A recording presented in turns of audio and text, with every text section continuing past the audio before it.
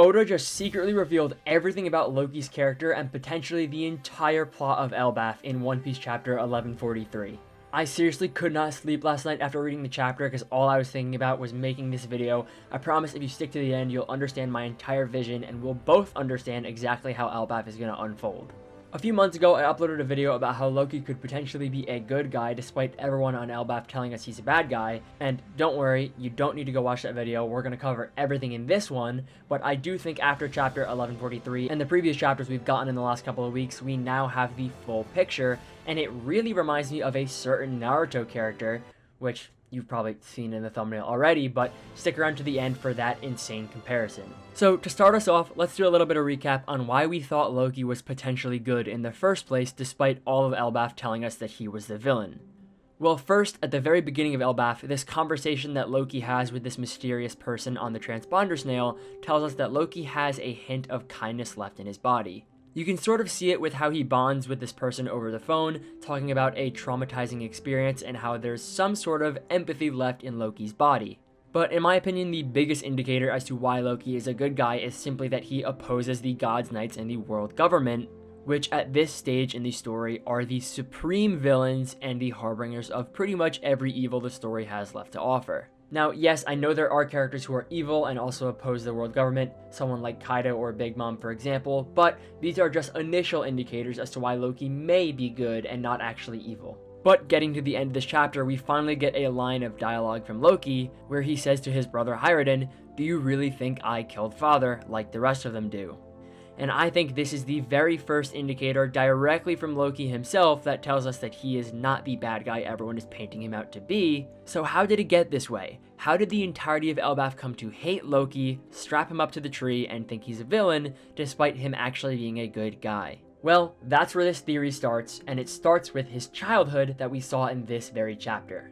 Now, in this chapter, we get a glimpse at Loki's childhood, where he seems to be an absolute menace, just bullying the crap out of his older brother Hyrden. So instead of explaining why I think this is actually not the case, I want to look at King Harold first in this backstory. In the previous video from a few months ago, I mentioned the possibility that King Harold was a member of the God's Knights, and potentially Loki killed him in order to save Elbaf because their king was corrupt.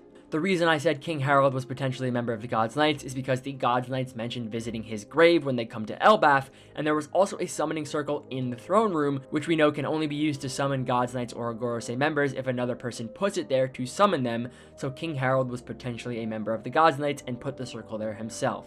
But I actually want to go back on this a little bit now with the new information we have.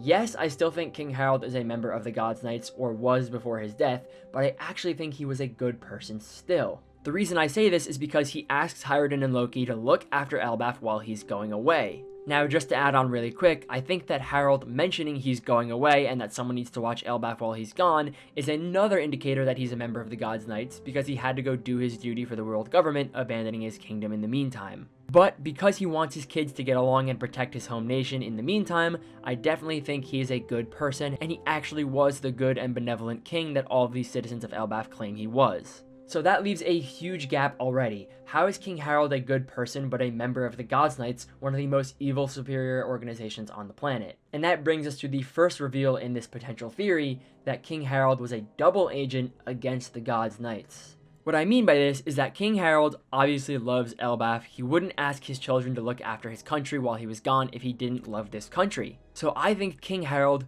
joined the God's Knights, probably after they recruited him because he was a very strong giant, in order to secure the safety of his country against the wrath of the world government. If you were in a position of power in the God's Knights, you'd be able to plead to your superiors in the Gorosei for safety for your country, especially if you know a giant war that will engulf the world is coming, aka the Great Cleansing. I think this is also why King Harold was aiming to strip the warrior stigma away from Elbaf to save the children of Elbaf. If Elbaf was no longer known as this nation of warriors, the world government would no longer have a reason to attack it or wipe it out of fear, because Elbaf was just peaceful citizens and no longer the strongest warriors on the planet. So, King Harold, in becoming a God's Knight, was able to secure the safety of his country and also reform his country so that in the future the world government wouldn't have to worry about the giant warriors, because Elbaf would become a peaceful country. And this is why all of the citizens of Elbaf think Harold was a great king, because he turned Elbaf into a place of peace, unknowingly, because he wanted to save the country. So back to Loki, if Loki wanted to kill his father because his father was too peace-loving and Loki wanted a warrior-centric Elbaf, it absolutely would make sense for Loki to go on and kill his father and be this evil character that the Elbaf citizens all say he is. But this video is about Loki actually being a good guy, and the theory is centered about him being a tragic character, so how can this be the case? Well, that brings us to the second big leap and important point in this theory, that Loki knew the burden his father was undergoing in becoming a God's Knight. Being a God's Knight would not be an easy task for King Harold. You'd have to do heinous things like kidnapping children, like the God's Knights are doing right now in Elbaf. You'd have to work for an organization that pushes other humans down, and you'd pretty much just have to do a lot of evil things. Without a doubt in my mind, Loki knew the perils of being a God's Knight and the sacrifices he would have to make as the future king of Elbaf in order to save his country, working for an extremely evil organization. However, Loki isn't the heir to Elbaf. He wouldn't take Harold's throne, it would be Hiradin, his older brother. And I think this is exactly why Loki was bullying Hiradin. We see in this chapter exactly that Loki uses things like claiming Hiradin has dirty blood and that he can never be the future king of Elbaf to keep him away from the throne in order to prevent his older brother from having to do the perilous duties that his father was subject to as a God's Knight.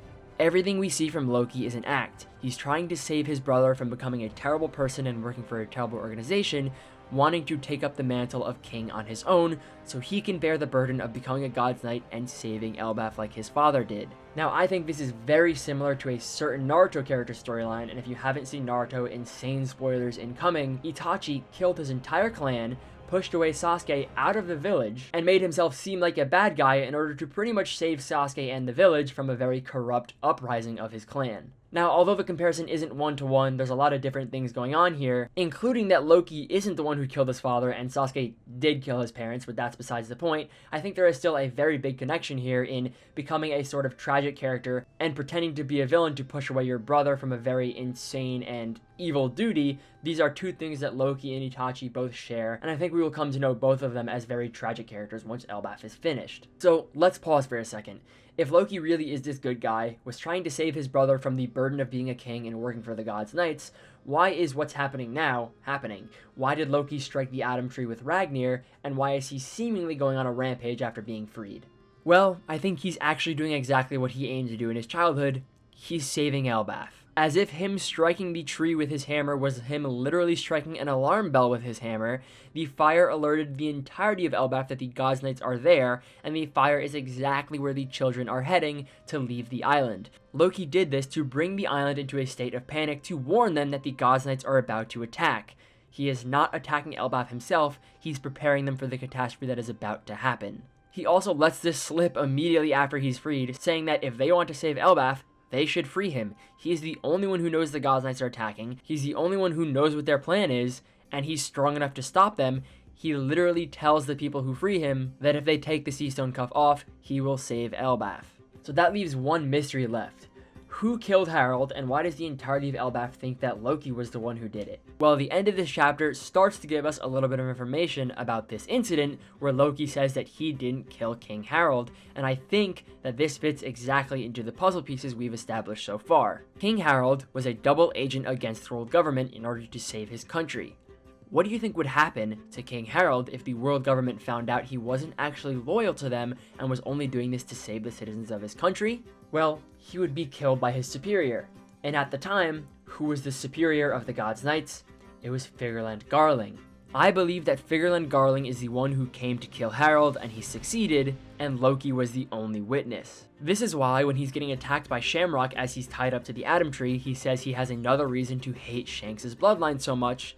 He's not exactly referring to Shanks here, although Shanks is the one that locked him up. He's referring to Garling, the one who killed his father. Loki was the only one to witness the God's Knights kill his father, and in order to prevent a complete overtaking of Elbaf by the God's Knights, he was able to recover the legendary devil fruit passed down between their family, the legendary hammer Ragnir. Now, if you want to know more about why Ragnir is actually the legendary devil fruit that's passed down between the Elbaf royal family, and it's not a devil fruit that Loki actually possesses, but the hammer has the devil fruit, you can check out this video where I explain more about that. After Loki recovers the legendary devil fruit, he decides to leave Elbaf because if he stays on Elbaf, as the only witness to the God's Knights killing the king, he would put the entire country in danger, so he had to flee. This is also why every time Loki says when he's going to be free, he's going to destroy the world, because he was on his way to enact revenge against the world government, and he will literally technically be destroying the world when he gets free, because he'll be going exactly after the world government in revenge of his father. But unfortunately for Loki, as he was escaping Elbaf to go do this, he was locked up by Shanks and brought back to Elbaf.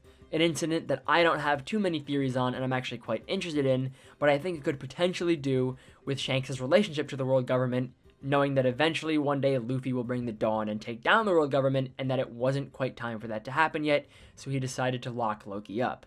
So as a quick recap, Loki's actually a good guy. He knew that his father was undergoing a tremendous burden by being part of the Gods' Knights in order to save Elbaf.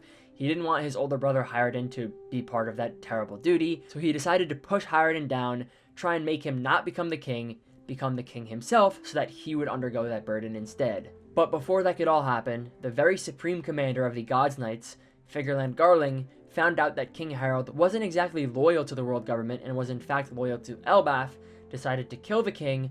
Loki was the only witness of this. He salvaged the legendary Devil Fruit Hammer, went out to sea in order to keep Elbaf safe and destroy the world government. Shanks found him, locked him up, and here we are. Now, there is actually a few additional details that I think fit this theory, and the first is the mural that we saw that goes with the Harley texts. A lot of people thought that this mysterious giant in this mural was Ors, but a lot of people have now realized that this giant is wearing the same helmet as Loki, and it could be potentially Loki working with Joy Boy against the world government. With Luffy and Loki uniting in this arc, and both having a common enemy in the world government, this could give Loki a reason to join Luffy's cause against the world government, because they now have a very common enemy, and are both going to be acting to save Elbaf from the Gods' Knight's attack in this arc. And at the end of the day, Luffy is one of the greatest judges of character in the entirety of One Piece. He knows when a villain is a villain, he knows when a good guy is a good guy, and Luffy has shown Loki nothing but benevolence this entire arc, and I trust my captain in picking a good person. If you like this video, make sure to like and subscribe. Leave a comment if you agree with this theory or if you think something else is going to happen with Loki. And if you're interested in my other Elbaf theories, I have a huge catalog of videos on this channel about them. Feel free to check it out. And if you want my extended thoughts on all things Elbaf as the arc continues, make sure to keep up with my videos. I upload every week as chapters drop, and I'd love to have you on board. I appreciate you making it to the end. Thanks for watching, and I'll see you next time.